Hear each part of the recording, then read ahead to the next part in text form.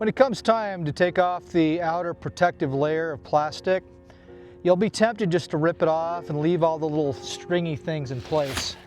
Like, let me show you, like this thing here. See these pieces?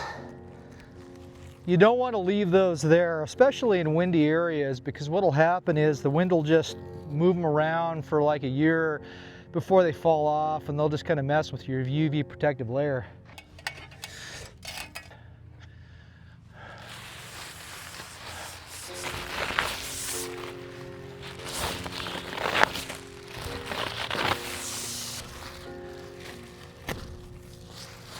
So before you take off the plastic, you're going to want to make sure you're done with all operations that involve moving the ladder around on your polycarbonate. Hey, thanks for watching. I hope you got something out of this, and good luck on your construction project.